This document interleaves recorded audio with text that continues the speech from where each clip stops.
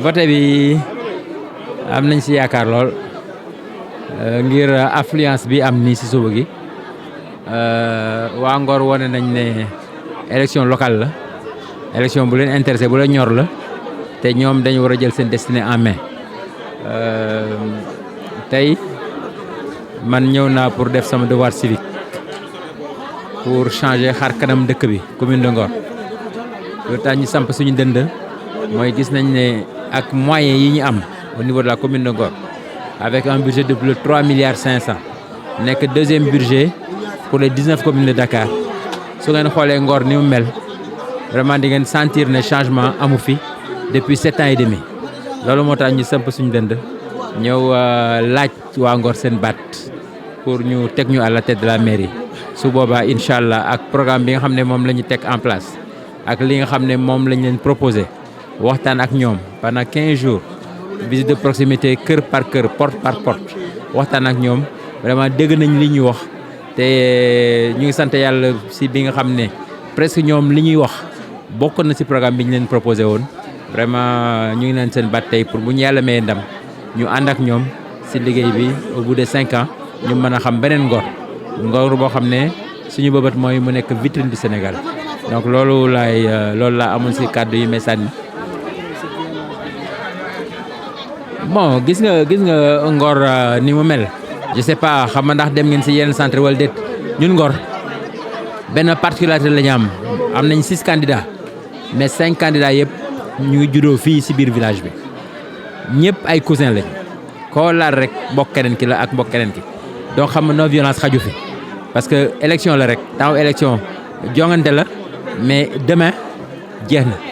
ñun ñëpp ay mbokk lañu nañ daje si ngénte yi nañ daje si mariage yi nañ daje si dëj yi donc am na violence boo xam ne vraiment amu fi place te fii gis ngeen ni mu mel tubaar fakal la fees na del ay nit mais gisul fi violence Aliou Samb laa voté man gisuma fa benn violence dem naa aussi centre Aldo Gentina bi nekk Almadies vraiment amul benn violence donc yaakaar naa fii si Ngor jusqu'à 18h du ngeen dégg benn violence bu fi am vraiment maa ngi lancé appel quand même aux autres candidats ak aux électeurs parce qu'en général du candidat yi sax mais électeurs ni ñu xëree loolu mooy indi violence en général maa ngi ñaan ñëpp génn ak dal ñoo voté bu ñu voté ba pare soit ñu toog soit ñu ñibbi seen kër di xaar 18h bureau tëj ba décompte bi génn ñu xam kan mooy gagné ñëpp ànd ak ki gagné liggéey dëkk bi donc ñun loolu mooy suñu appel à la population et aux autres candidats waaw merci. bureau de vote yi moom fii Ngor jàmm ak salaam dong nga fi am ndax ñun ay waa kiri ati lañ Amadou Gueye ati ñun benn carte la ñu am te ati lañ koy sànni ndax ki nga xamante ne moo sonn si yow bu xewlee rek da nga war a taxaw si moom te ñun ati dafa def ñu defal lépp deseeluñu dara Ngor fii ku ne lekkuma si xaalisu ati monsieur le maire waxoo li am ndax kër goo dugg rek sa mag wala sa rakka ati utal na la liggéey kon kër gu nekk rek xaalis dugg na fa ñu koy gërëm di ko sant ndax maire la boo xamante ne boo koy wër si Sénégal doo ko gis ñun benn profil la ñu am mooy ati daf ñu defal lu ne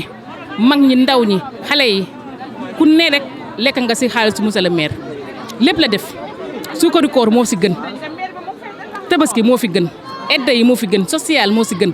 ati lu ne lay defal nit ñi ku am ngénte mu ngi si ku am xew mu ngi si ndëpp yi tuur yi lépp ñu naa mën nañu wax ne moom deseelatuñu dara defal nañu lépp